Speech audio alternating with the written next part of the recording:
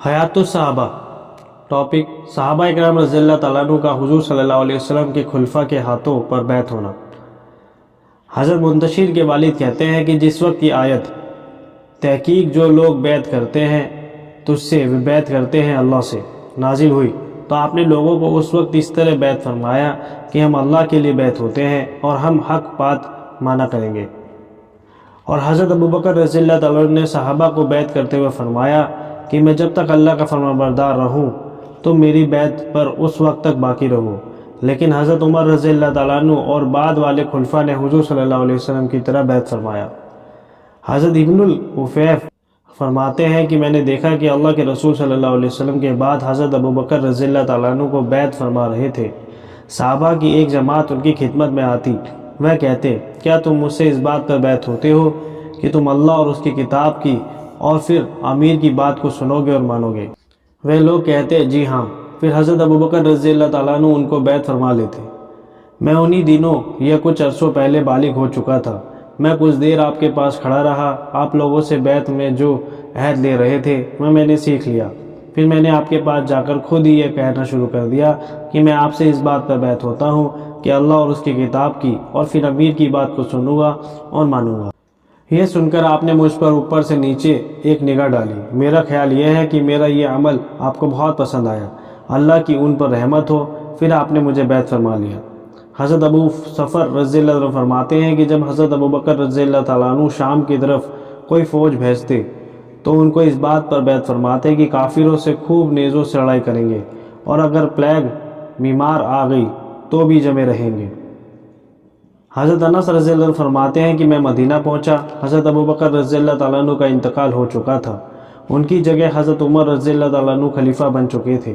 میں نے حضرت عمر رضی اللہ تعالیٰ عنہ سے عرض کیا آپ اپنا ہاتھ بڑھائیں، میں آپ کے ہاتھ پر اسی چیز پر بیعت ہوتا ہوں جس پر میں آپ سے پہلے آپ کے ساتھی حضرت ابوبکر رضی اللہ تعالیٰ عنہ سے بیعت ہوا تھا کہ جہاں تک میرا بس چلے گا بات سنوں گا اور مانوں گا۔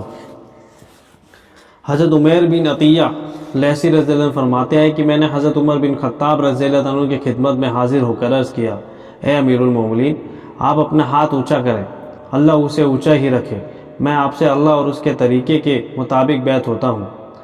آپ نے مسکراتے ہوئے اپنا ہاتھ اونچا کیا، فرمایا اس بیعت کا مطلب یہ ہے کہ اس بیعت سے تمہارے کچھ حق ہم پر آ گئے اور ہمارے کچھ حق تم پر آ گئے، اور وہ یہ ہے کہ تم ہماری بات مانو گے اور ہم تمہیں صحیح صحیح بتائیں گے۔ حضرت عبداللہ بن عکیم رضی اللہ عنہ فرماتے ہیں کہ میں اپنے اس ہاتھ سے حضرت عمر رضی اللہ عنہ سے اس بات پر بیعت ہوا کہ بات سنوں گا اور مانوں گا۔ حضرت سلیم ابو عامر رضی اللہ عنہ فرماتے ہیں کہ ہمراہ کا وفد حضرت عثمان رضی اللہ عنہ کی خدمت میں حاضر ہوا۔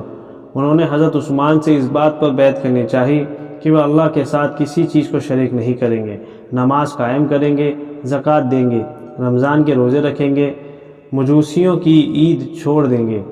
جب انہوں نے ان تمام باتوں کو ہاں کر لی تب ان کو بیعت کیا۔ حضرت مسور بن مخرمہ رضی اللہ عنہ فرماتے ہیں کہ جس جماعت کو حضرت عمر رضی اللہ تعالیٰ نے خلافت کے فیصلے کے لیے ذمہ دار بنایا تھا وہ جمع ہو کر مشورہ کرنے لگے تو ان سے حضرت عبد الرحمن رضی اللہ تعالیٰ نے کہا کہ یہ میرا فیصلہ ہے کہ مجھے تو خلیفہ بننا نہیں، خلیفہ تو آپ لوگوں میں سے کوئی ہوگا، اب اگر آپ کہو تو آپ لوگوں میں سے کسی ایک کو چن دیتا ہوں۔ تب ان سب نے حضرت عبد الرحمن کو اختیار دے دیا۔ جب ان لوگوں نے اپنا معاملہ حضرت عبد الرحمن کے سپرد کر دیا تو سب لوگوں کی توجہ حضرت عبد الرحمن کی طرف ہو گئی۔ اس جماعت کے باقی لوگوں کے پاس نہ جاتا ہوا کوئی نظر آیا نہ پیچھے چلتا ہوا، سب لوگ انہی دنوں میں حضرت عبد الرحمن کو ہی جا کر اپنے مشورے دیتے، یہاں تک کہ جب وہ رات آ گئی کہ جس کی صبح کو ہم لوگ حضرت عثمان رضی اللہ عنہ سے بیعت ہوئے، جب اس رات کا کچھ حصہ گزر گیا تو حضرت عبد الرحمن نے آ کر میرا دروازہ اس زور سے کھٹکھٹایا کہ میں جاگ اٹھا۔ انہوں نے کہا تم تو مزے سے سو رہے ہو، میں آج رات ذرا بھی نہیں سویا، جاؤ حضرت زبیر اور حضرت سعد رضی اللہ عنہ کو بلا کے لاؤ۔ میں ان دونوں کو بلا لایا، انہوں نے ان دونوں سے کچھ مشورہ کیا، پھر مجھ سے کہا جاؤ حضرت علی رضی اللہ عنہ کو میرے پاس بلا لاؤ۔ میں ان کو بلا لایا، ان سے حضرت عبد الرحمن آدھی رات تک الگ باتیں کرتے رہے، پھر حضرت علی ان کے پاس سے اٹھ کر چلے گئے۔ انہیں اپنے خلیفہ بننے کی کچھ امید تھی اور حضرت عبد الرحمن کو حضرت علی رضی اللہ عنہ سے اس بارے میں کچھ خطرہ تھا۔ پھر حضرت عبد الرحمن نے مجھ سے کہا جاؤ اور حضرت عثمان رضی اللہ عنہ کو بلا کے لاؤ۔ میں انہیں بلا لایا۔ حضرت عبد الرحمن ان سے باتیں کرتے رہے یہاں تک کہ فجر کی اذان پر دونوں الگ ہوئے۔ جب لوگ صبح کی نماز پڑھ چکے، یہ ذمہ دار جماعت ممبر کے پاس جمع ہو گئی، تو حضرت عبد الرحمن نے مدینے میں جتنے مہاجر اور انصار تھے ان سب کے پاس پیغام بھیجا۔ اس سال حج کے فوجوں میں جو امیر حضرت عمر رضی اللہ عنہ کے ساتھ تھے ان کے پاس بھی پیغام بھیجا۔ جب یہ سب لوگ جمع ہو گئے تو حضرت عبد الرحمن نے خطبہ پڑھ کر فرمایا، اے علی، میں نے لوگوں کی رائے پر خوب غور کیا۔ لوگ حضرت عثمان کے برابر کسی کو نہیں سمجھتے، تم اپنے دل میں کوئی ایسا ویسا خیال نہ آنے دو۔ اور پھر حضرت عثمان کا ہاتھ پکڑ کر کہا، میں تم سے اس بات پر بیعت ہوتا ہوں کہ تم اللہ کے طریقے پر، اس کے رسول صلی اللہ علیہ وسلم کی اور ان کے بعد کے 2 خلیفوں کی سنت پر چلو گے۔ پہلے ان سے حضرت عبد الرحمن بیعت ہوئے، پھر مہاجر، پھر انصار، فوجوں کے امیر اور تمام لوگ بیعت ہوئے۔